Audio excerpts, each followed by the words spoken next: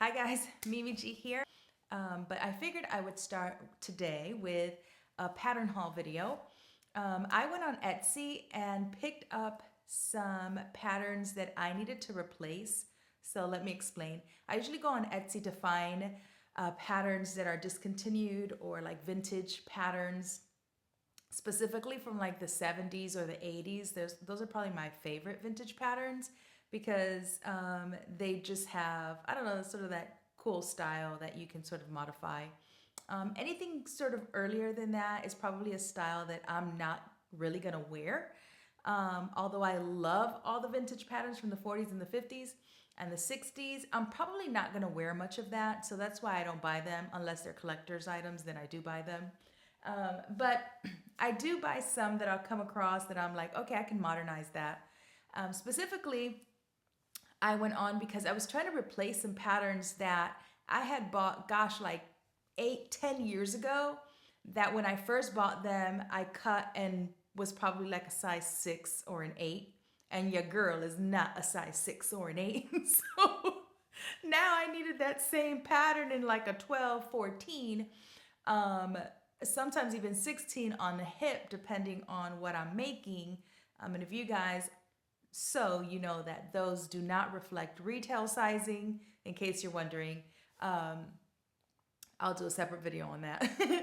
But in sewing patterns, I tend to fall between a 10 and a 12 for the upper part of my body, and then between a 12 and sometimes a 16, depending on the fit that I'm going for the lower part of my body. So some of those patterns that I really, really liked, when I went to pull them from my box, um, they were cut in like an 8. And I was like, Charlie, no way that's going to fit me now. So I wanted to replace them. So I went on Etsy because that's like the best place to find them. Um, if you're wondering how I store my patterns, I have a video on how I store my patterns. So then I sort of go rummage through the box and find what I'm looking for, but you can watch that video. Anyway, so some of the ones that I picked up were this one, which is Vogue 8111. It's no longer in print. It's a vintage pattern, but I really love, let me take it out of the plastic because I think that causes a glare. Yeah, that's better. Okay. So this is Vogue 8111, and what really drew me to it was this little bodice feature. I'll probably shorten it and make it just a little younger, a little sexier feel. This feels a little too long for me. And I liked it made up. I just really love, like I said, the that little pleated or gathered. I'm not sure. I haven't opened the pattern envelope to see, but it was just a really nice fit, and I loved it. I thought that could really look really nice on me. So I got that. Here's another one. Let me take these out of the plastic. 1 second. Okay, I'm back.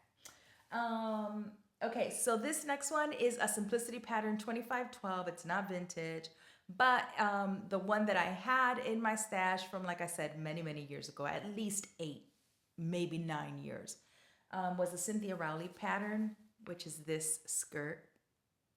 I love this skirt. I loved it when it came out. I love it now. I can still rock it. It still would be a really cool style. This is the one that I really love. This is the one that I've made several times. You can see it here. And I really wanted to make it again because I have these really great fabrics that will work for this skirt. And the style of skirt was really flattering on me because it sort of cinched your waist, but gave you enough little room in the hip so that you're not feeling too tight. And sometimes I just want a skirt that is still sort of figure flattering, but not necessarily form fitting or like an A-line or something. And so I like the little tulip shape of this pattern. So I was really happy to find it. And again, the size that I cut when it first came out was like a 6 or an 8. I'll be cutting a 14. You feel me? And I'm good with that too. The other one was the Tracy Reese pattern, which was a Vogue pattern that I made, I don't know, 5 times over the last 6, 7, 8 years. You can see it here because I obviously made it a couple of times. The floral mesh one was probably my favorite. But again, I had cut into it, modified it, and it was no longer a size that was going to fit me. So I bought it again. And it's super basic. It's actually probably one of my favorites because it's fully lined. For a knit dress, I really like that. So you can make it out of like, which I did in that floral mesh. You can make it out of like a see-through-ish fabric in a knit, like a mesh or something cute like that, and then line it with, you know, a tricot, and it looks amazing. So definitely was excited to get my hands on that one. And then I just ran across an old Calvin Klein Vogue pattern and this back. You see that? I was sold. I am so ready for the summer, although I need to keep working on my summer body, you know what I mean? But this right here, oh, I cannot wait to make this. I don't even remember ever seeing this pattern. But I like this version too with the little strap, and then let me see if you can see it in the back. See how it sort of comes down and low? Just really sexy. I love this. And before, I have some new ones too, but let me go through the ones that I picked up. I also got this vintage designer pattern, which I like this. On her, not super excited about it, but a lot of times that happens because of how it's maybe fitted and styled on the actual model or when it's photographed, that it can sometimes be like, I don't know if I would wear that. But you have to sort of look beyond that and think about how you fit your clothing and what your style is and see if you can sort of make it work for you. So a lot of times I see patterns that I know from looking at it, I'd be like, that don't look good. But I know that once I make it and fit it to my body and style it the way that I would style it, that it's going to be a completely different look, which is one of the things that I hear all the time. I would have never bought that pattern, Mimi, if you wouldn't have made it. So it really just depends on like your style and how you're going to make the garment. So this is sexy. This long one right here, I love this. I really love it a lot. On here, I don't know, I think I would have had a little more structure on the sleeve to sort of get this look, which is drawn, right? This is on the actual body, so it does vary.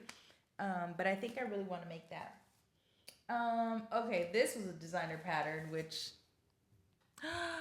guys, can you see this? Like made obviously in like a fabric choice that I would make from Melanated Fabrics, by the way.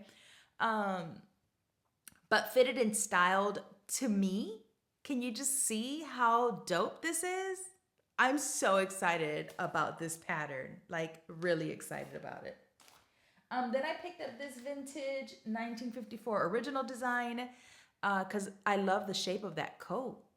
And I have this beautiful wool fabric that I'm really looking forward to cutting into.